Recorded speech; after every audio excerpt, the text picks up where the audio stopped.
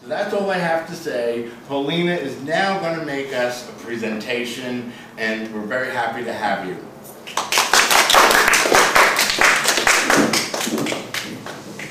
Okay, thank you very much, Michael. Well, let me introduce myself first. I'm Polina Savchenko, and I live in St. Petersburg, Russia. And for about 3.5 years now, I've been an LGBT activist in Russia, so working for LGBT rights. What I'd like to do tonight, and see if you like this plan, is first to give you this presentation. And in the presentation, I'll talk about the two organizations that I represent. There's actually two of them, which I'll introduce them. Then I'll talk a little bit more about the Russian context, about what challenges we're facing in Russia in our work.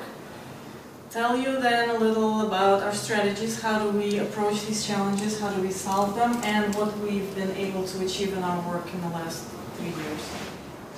My presentation is called Defending LGBT Rights in Russia Integrated Approach, and hopefully by the end of the presentation you'll have an idea why I called it that. One of the two organizations I represent here is St. Petersburg LGBT organization Coming Out. This was an opinion poll done very recently.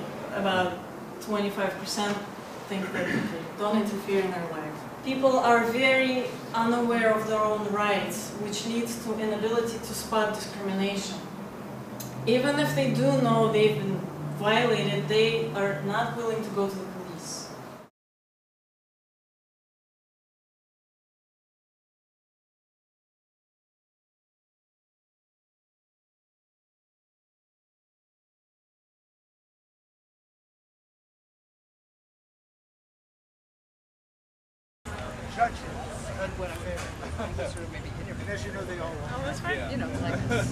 Okay, so now Polina and I are joined by you. Polina, for those of you who are seeing her for the first time, is a lesbian activist in Russia, in St. Petersburg, Russia, who's been visiting the United States recently, talking to LGBT people here. And we just had a beer together and talked about what she's been up to. My name is Kate Kendall. I'm with the National Center for Lesbian Rights, and we're a legal organization that does work just in the United States. And, you know, some days are pretty dispiriting for us because we lose things, or we're talking with folks who are feeling very marginalized in their communities. But in talking with Polina, it's really been amazing to hear how much more there is to do in a place like Russia. So talk a little bit about what you've been doing, and given a choice between being able to stay in the United States where you went to college and going back to St. Petersburg, why'd you make that choice?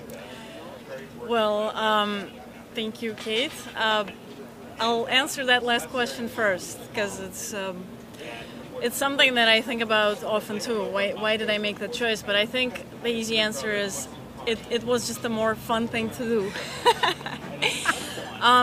Because in America, a lot of rights are already have been won. And I don't want to say that there are no problems here. There's definitely still a lot of battles to fight. Right. But I think overall the level of life for gay people is already much better here. In Russia, it's a totally open field for anything is going to be an improvement. Anything that we try to do nowadays is going to help people, and it's just so rewarding to see how you do something today and it already helps somebody tomorrow. And this is probably one of the reasons that just it's what keeps me being there every day. It's very inspiring. I also have to say that I love St. Petersburg. It's my hometown, and I'm really in love with it, and I really love Russian people. There's something really spiritually satisfying about them. As for the work that we do, I represent two organizations here. One is called the St. Petersburg LGBT organization Coming Out, and the other organization that I work for is a Russian LGBT network. Yeah. There you doing go. little The bit of visual LGBT aids. network does its work on a national level. It's an umbrella organization that's comprised of 14 regions of Russia, and one of the main goals of the Russian LGBT network is to support LGBT initiatives in the regions. So the network helps organizations in faraway regions of Russia, like Siberia, to build capacity to be able to sustain themselves, to develop and to become strong, to be able to fight for rights of LGBT people in the region. And the organization of St. Petersburg, I call it our because it's like my baby. It's yours, yes. Very important direction of work is mobilizing the LGBT community. We do a lot of work for psychological and legal support of the community of St. Petersburg. We also do a lot of work for awareness raising of the society. We educate society regarding issues of sexual orientation, because in Russia there's just no information about sexual orientation, there's no information about sex coming from anywhere. So unlike the United States, where you can't pick up a major newspaper in any city and not have there be some gay story, or there be an actor or someone who's an artist who is gay and is known to be gay, there's just not that visibility in Russia.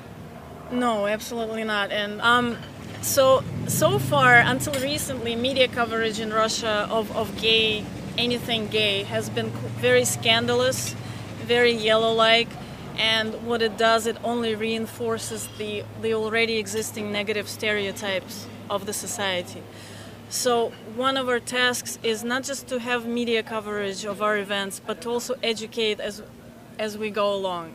So, for example, we have a large-scale event called International Queer Culture Festival, and last year we had about 160 articles written about the festival. But I consider the greater achievement is that the tone of these articles was no longer aggressively homophobic. Wow. It was informative, and it was sympathetic even to the cause sometimes, which I think that's the right direction for us to go, is to educate media and then educate society through the media. Right. And we also, of course, do advocacy and lobbying work directly with the state, but that's a very challenging way to go. I know yesterday you met Phyllis Lyon. Yes. And I think about where the United States was in the 1950s and 60s when Del Martin and Phyllis Lyon were doing their work. And it sounds like in many ways Russia's in that spot. So I hope you don't mind that you seem like the Phyllis Lyon of the Russian LGBT community. Well, first of all, let me just say one thing immediately. We have a wonderful team working for LGBT rights. I'm just representing this team here. I'm not the Phyllis. Humble too. No, but it's true. It's true. I'm so honored and so happy to work with this wonderful team of people back home, and we have about half men and half women in our team working side by side. Ratio. Which I've learned is not a very standard. Doesn't happen in every doesn't happen organization, everywhere. that's for sure. So, and both organizations coming out and the network work together very closely. So, no Phyllis Lyon, just Polina. Oh, well, yeah. See, that's why she's captured the imagination and the affection of everyone she's met on this trip. So it was really a pleasure for me to meet you, and thank you very much. I hope Kate. to see you again. All right. Thank you. Maybe in St. Petersburg. Yes, exactly. You should visit, definitely. No doubt. All right. Thanks, everybody.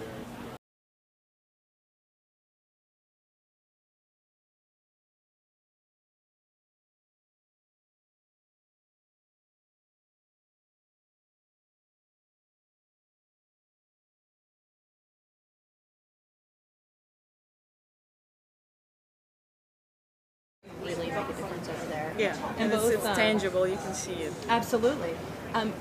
Both Lori and I. Lori's done more international, like formal organizing than I have, but I guarantee you that if you're open to it, we'll come see you in St. Petersburg. My wife and I, she wrote the book Why You Should Give a Damn About Gay Marriage, and also Love Warriors: The Rise of the Marriage Equality Movement and Why It Will Prevail. And we have traveled to Poland and India and a number of other places, and we'd love to. Do you, I mean, when you travel, do you do like discussions or? Yes, exactly. Okay. Yeah. Plus, we can help to make sure that when you're coming, something big and fabulous is going on. Did I tell you about the NCLR gala? Oh my God, you'll think you've died and gone to heaven.